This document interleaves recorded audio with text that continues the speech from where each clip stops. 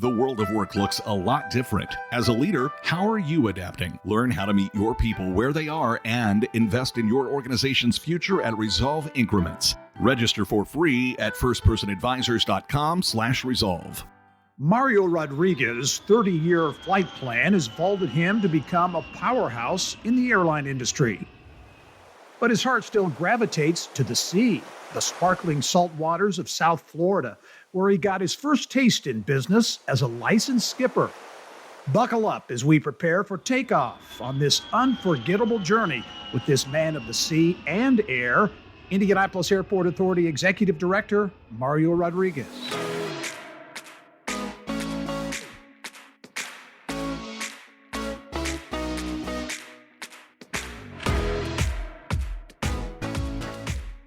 Hello and welcome to the Business and Beyond podcast presented by PNC.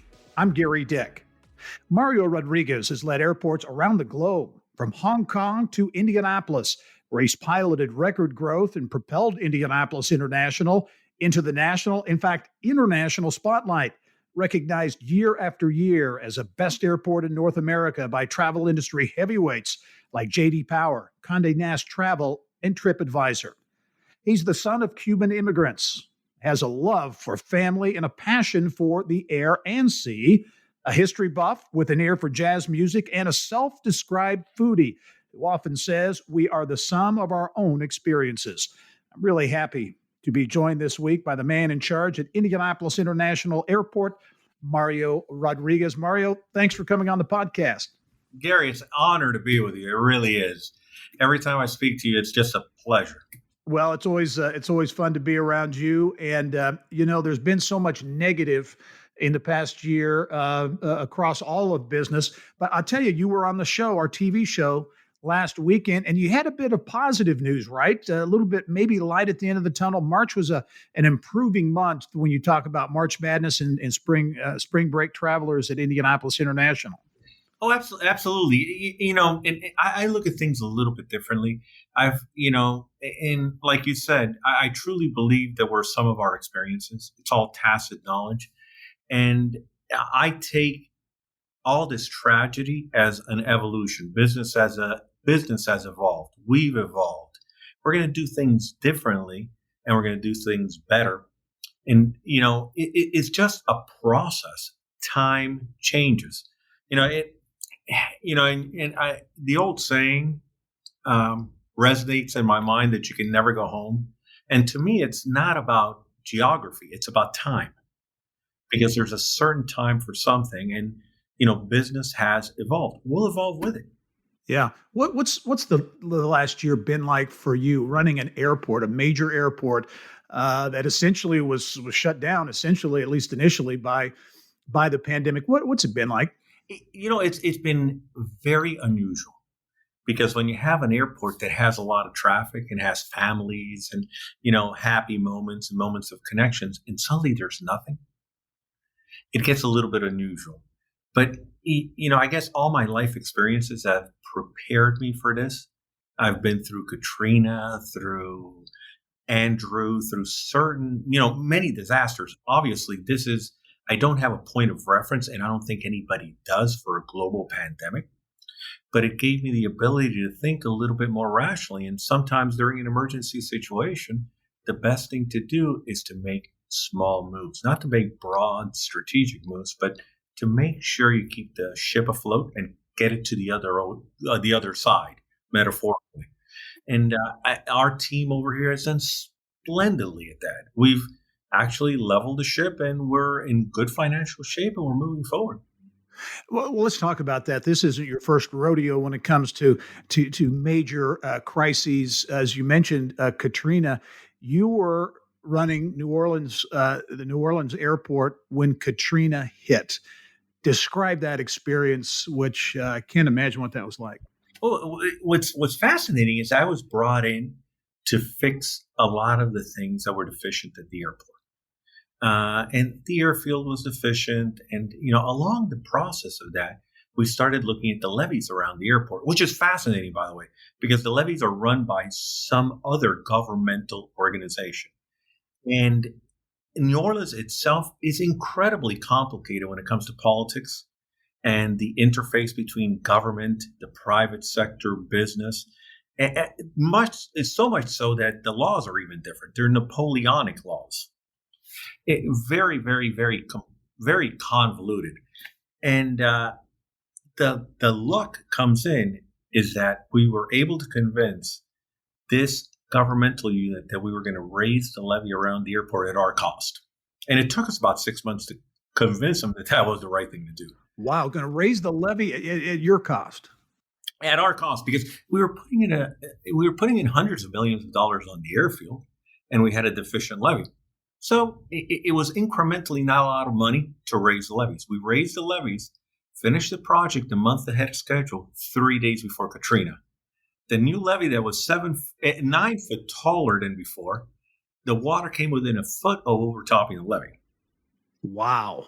So it held back the waters. And what was interesting is organically, at least at the beginning, it became a point of evacuation for the entire city. If you just think about the geography of the area, of that whole southern area next to the Gulf, Mississippi, the bridges had collapsed. Baton Rouge was too far. So everybody that was picked up off roofs of houses that were flooded in the city got deposited at the airport. And the airport became the busiest airport on the planet for 3 days. And I don't know why I remember these figures, but Atlanta, which is the busiest airport, was busiest at that point, had 2,780 operations a day, landings and takeoffs. We had over 3,800. So it was a massive operations. Helicopters coming in, depositing people. We put them through the terminal, put them on other airplanes to evacuate them out of the area. As a matter of fact, a lot of the evacuees came here. Yes, I remember that. Yeah. Yeah. It was a massive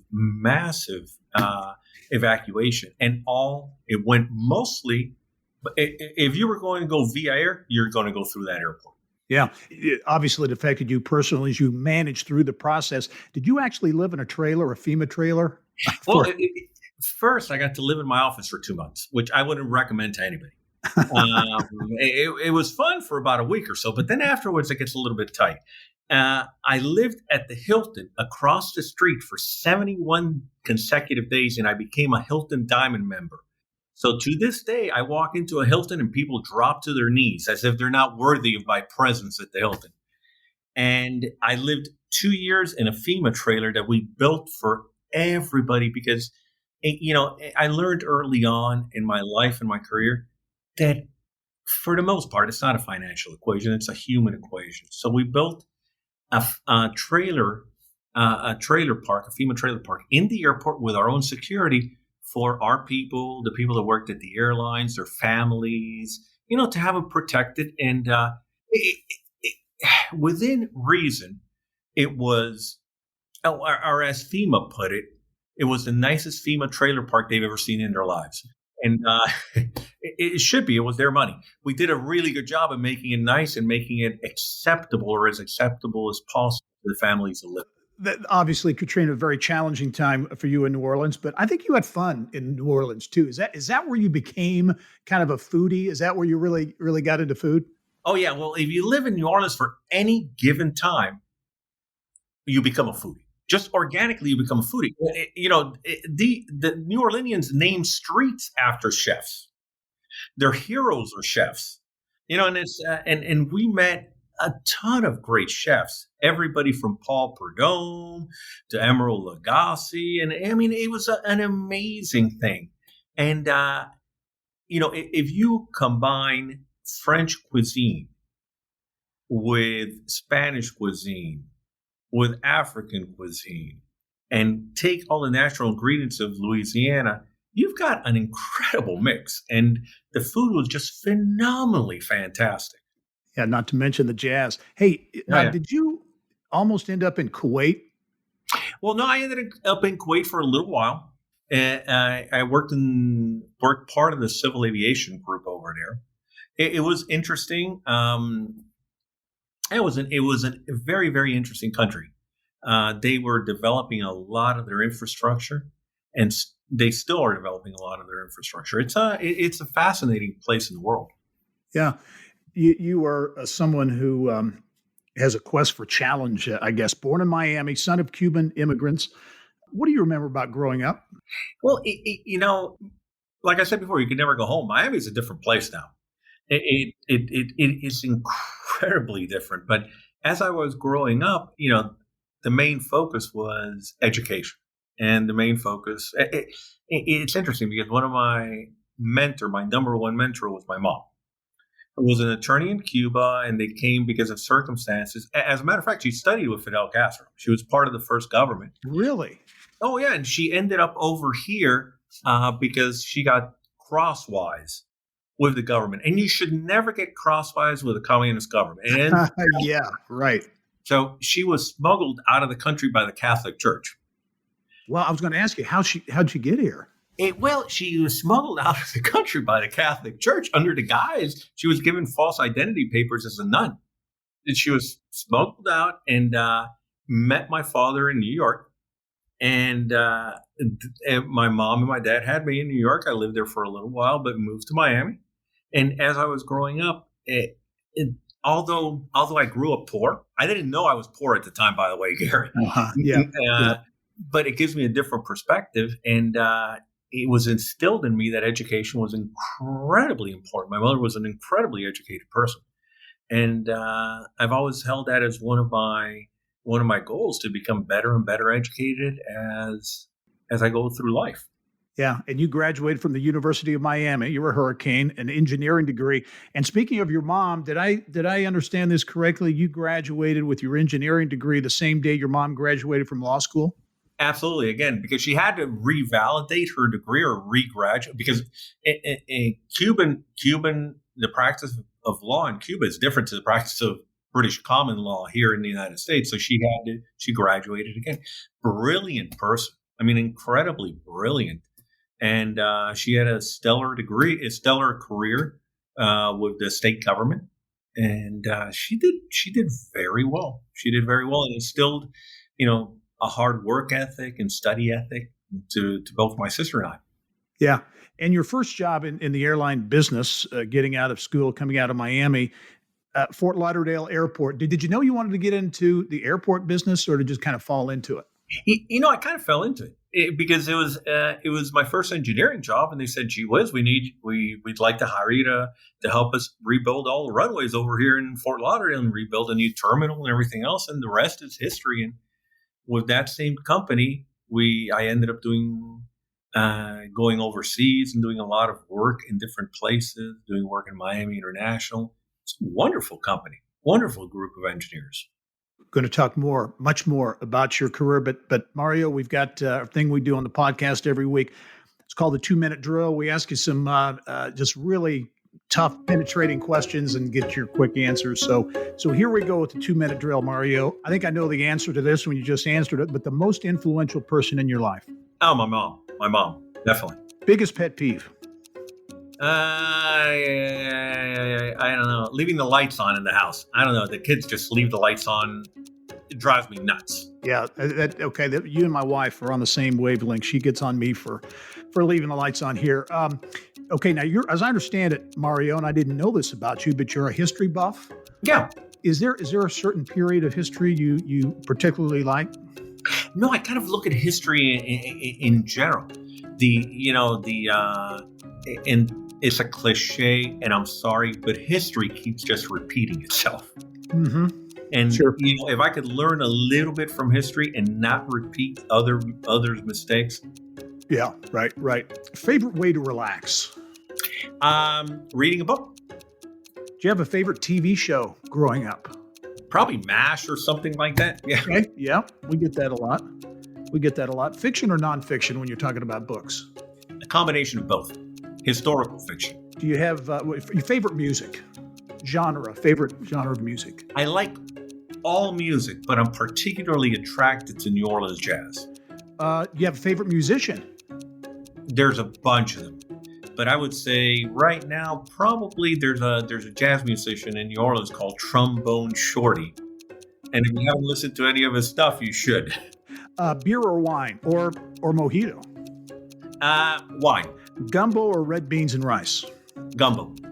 Okay, final one for you, Mario. If you had to have or could have dinner with three people, living or deceased, who would those three people be at your favorite dinner table?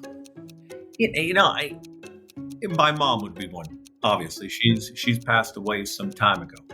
You know, I'd like to see, and this may be an unusual sort of reaction because my mom was, for the most part, she thought in democratic terms. And the Castro revolution was in communist terms. I'd like to sit down with my mom, Fidel, and maybe Roosevelt to balance out the equation, Oh, wow. the political conversation. Yeah. That would be very much fun to have all those three political minds sitting around a table and theorizing about the nature of human beings and what the political system is. That would be an interesting table indeed. Mario, you passed the 2-minute drill. When we come back, we'll talk more about Mario, his life's path, and including his true passion that really helped pay his way through college, and maybe one day what he does in retirement. That's when the Business and Beyond podcast returns.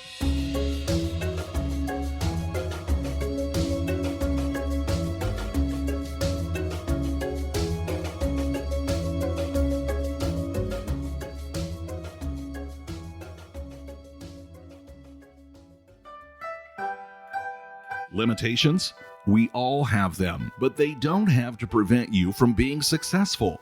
Transform your challenges into opportunities for success at Resolve Increments. Join the conversation with Dr. Rebecca Ellis and TED speaker and artist Phil Hansen on April 29th. Your free pass awaits, or catch the replay at firstpersonadvisors.com/resolve.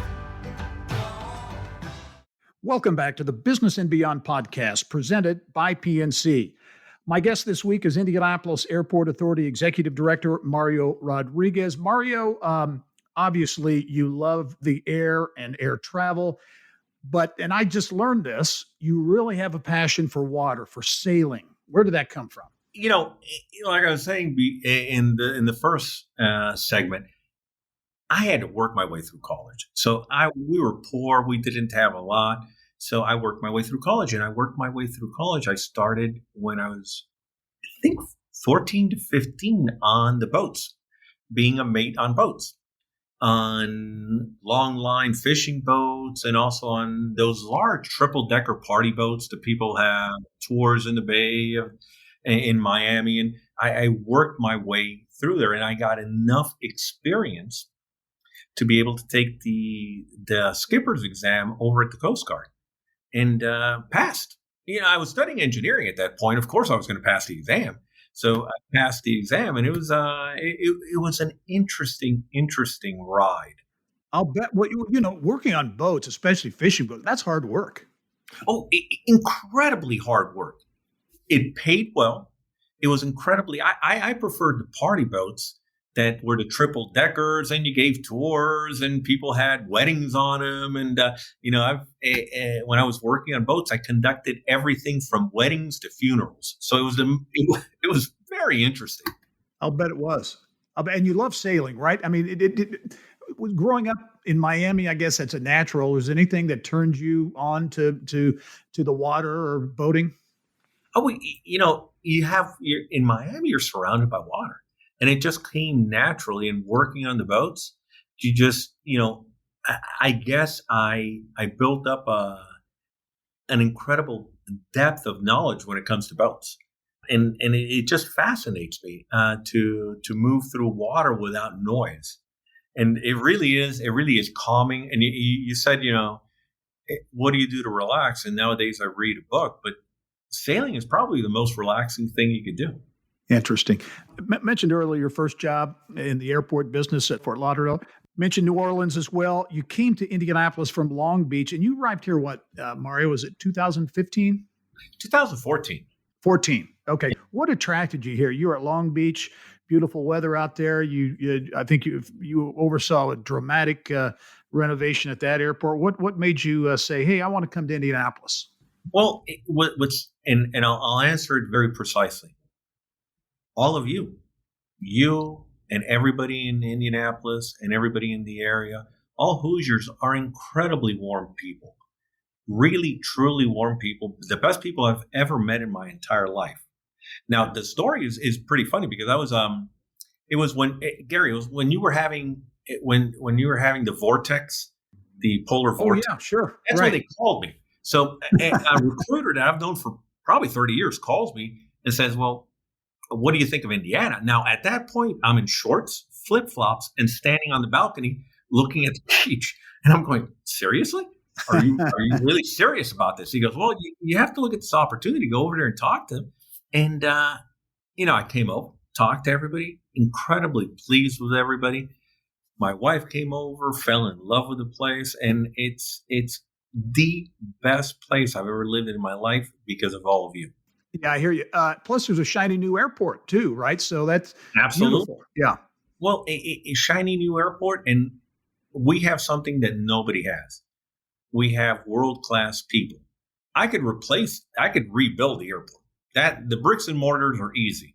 Nobody could replace a Gary Dick. Nobody could replace the staff at the airport. It's a unique set of circumstances that brought me here. I know you credit people, you credit staff, you really deflect the praise that comes your way. But I think that is what's the number now? 7 consecutive years? I know 9. 9. 9 consecutive years. Yeah. I think we lost once to Canada, and that doesn't count. Right. But 9 consecutive years, best airport in North America. That is, to get it a couple times is great, but 9 what drives that? I mean, there have to be a number of factors. The people, obviously, very important. The facility continues to be, world class. Let's face it. But to get that honor is it's pretty special. Well, it's the people. Think about it. It's a focus on not letting status quo be status quo.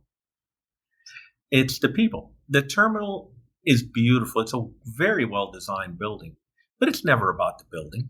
It's about the people and their focus and making sure that they treat our customers with world class customer service, which they do each and every day. It really is a fantastic group of people here at the Indianapolis Airport Authority. Well, let's talk about the flights, because for a number of years, the knock on Indianapolis, you can't get there from here. There were very few nonstop flights. That's changed dramatically, at least going into the pandemic. I know there were over 50, I think, nonstop flights in and out of Indianapolis International Airport. The connectivity, the physical structure itself, all very positive. What has changed with regards to nonstop flights? Because you had the Paris nonstop for a while. I know that's been put on hiatus, but what is driving the increase in nonstops? Well, what's driving is leisure. While the traditional business airlines have reduced service or reduced capacity by about 30 to 35% here, the ultra low cost carriers have increased by 38% above 2019 numbers. So there's a lot of people going to sun and fun places, and business travelers have ratcheted down their travel, understandably so. And even after, the airlines see this, even after COVID is in the rearview mirror, business travel will morph. It'll be a little bit different. There's always a need for business travel. But if you could have a meeting without traveling and not put that on your overhead number, people are going to do it. Business travel is going to be changed, as you mentioned. Is the future really that leisure travel business? I think a combination of both. You're still going to have business travel, but I think people are accepting a la carte travel a lot more than they did before. The ultra low cost carriers like Spirit, Allegiant, Sun Country, which is coming in, we've just brought in. So we practically have, let me rephrase that. We have every single ultra low cost carrier in the United States operating or will be operating from the airport here. And that's saying a lot, because there's ultra low cost carriers operate from a place that they have a market. And there's wealth here, and people are working, and they want to go on vacation, and they want to travel and experience different things. And it's a good market for them. Do you think we'll get the Paris nonstop back? Do you think that's in the cards? I think eventually we will, but I think eventually we'll get something to Europe. But my bet right now is probably London more than Paris, because it aligns more with business, and it gives you the additional sort of like connectivity into Europe and back traffic into Asia. There used to be a lot of talk. I remember years ago, having been here now for a number of years, Indianapolis wanted to be a hub city. You know, U.S. Air, the old U.S. Air was had a hub here essentially, and that went away. And there were a lot of negative comments about that. Was that in hindsight? Is it not necessarily good to be a hub city? Well, it's good to be a hub city until the hub airline goes belly up. Right. That's the problem, and you have all your eggs in one basket. Right now, Indianapolis could lose any airline, and the other airlines will just fill in the market share. And also, it's incredibly difficult to control customer service in a hub city, because let's Atlanta, for example. 6 out of 10 passengers in Atlanta aren't from Atlanta, aren't going to Atlanta. Probably they don't even know they're in Atlanta or care they're in Atlanta. They're just changing flights. So you got this massive humanity coming through the terminal, mixed in with people from Atlanta. So, and if you think about doing business, do you want to add 6 people for every four Hoosiers? Do you want to add 6 additional people in here? They would make it kind of crowded and kind of like unmanageable at that point, and make your travel experience not what it is. Yeah. What's next, Mario, for Indianapolis International Airport? I know you want to get through, obviously, the pandemic. You have said on our TV show you think it may be possibly early 2024 before things get back to normal. What do you want Indianapolis International Airport to be once we get through the pandemic? Well, we're doing it right now. We're becoming, if you look at our strategic plan, it boils down to very simple terms. It has a wonderful array of things that we're doing, but it really boils down to one, making our community better. And that includes our business community, and making our personnel better. So that's our main focus. As we make the community better and we focus in on what the community needs, that's our answer. So if the community needs to be more connected to motorsports, that's what we're going to concentrate on, to those clusters. If they need tech, we're going to concentrate on making sure they're connected. If we have an incredible economic impact, and just look at the south side of the airport, it's changed in the last 6 years. It's completely changed. FedEx is going to have that incredibly full, and we continue to build and we continue to invest in the facility. In other words, better. It's going to get better and better and better as time goes on. And I know you want to continue to make the airport that front door for Indianapolis and for the state of Indiana. You put a big focus on local and regional eateries and vendors at the airport. Is that plan still in place, on track? Oh, absolutely. It goes back to how do we make the community better? And I'll put it as a negative. I shouldn't put it as a negative, but my job is not to export economic value. My job is to be parochial and keep it here, keep it within central Indiana if I can.